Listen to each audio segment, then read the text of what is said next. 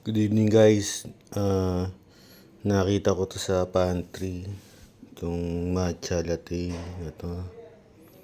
From Panda de Manila. So, ano ngayon? 8:30 PM. I-try natin i-label check para malaman kung gaano kadami ang calories nito. So, nagpainit na rin ako ng tubig. So, check natin. Panda Manila matcha latte, 3-in-1 green tea latte. Latte ba ang pronunciation? Latte. So, latte siguro. So, discover the flavor of homegrown matcha. Matcha craftsmanship. Kasi Panda Manila, masarap eh. So, special blend manufactured for Panda de Manila, Pandesal. Panda Manila Food and Company Incorporated. So, from Panda Manila is 8th floor, Santolan Town Plaza. Medyo malabang mata ko guys. Barangay ba ito? Barangay Little Baguio.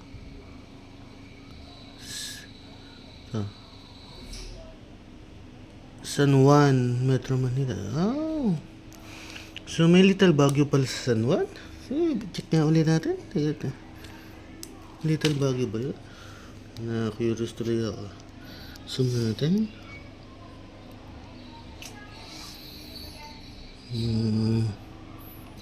Barangay Little Baguio. Oh, San Juan nga, no? Oh, so doon pala head office. So yung tanong natin na kung ilan ang calories.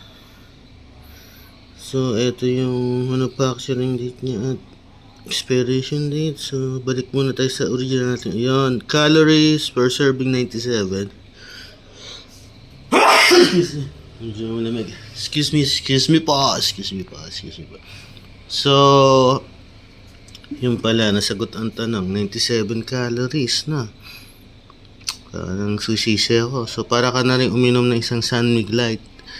Nilagyan ko na siya ng cut ngayon bago ko i-label read. Para madali natin buksan siya. So, serving suggestion, full sachet content to a mug. Approximately 150 to 180 ml hot water at 80 degrees Celsius. So, ito kaka-boil lang. So, mainit to mainit. So,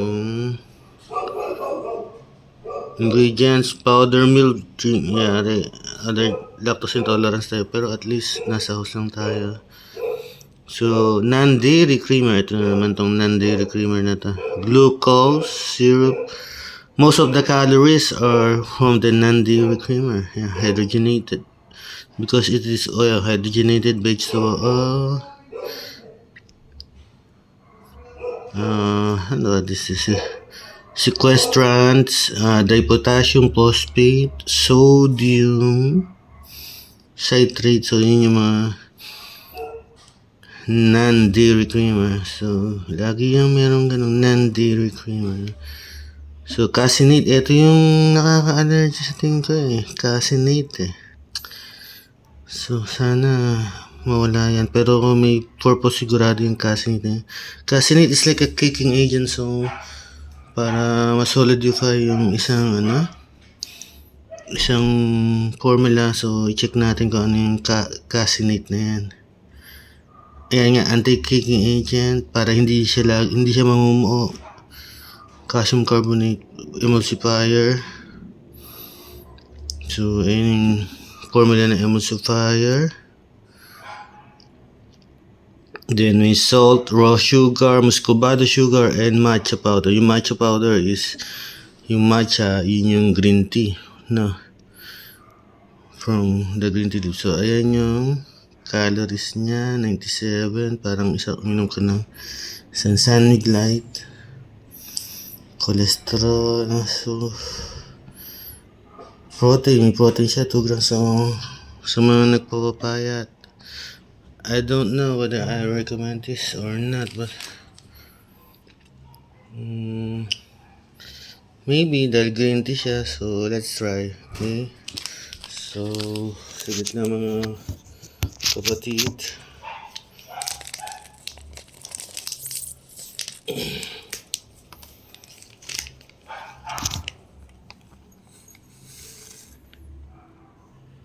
Yung pala siya na, so then yung hot water.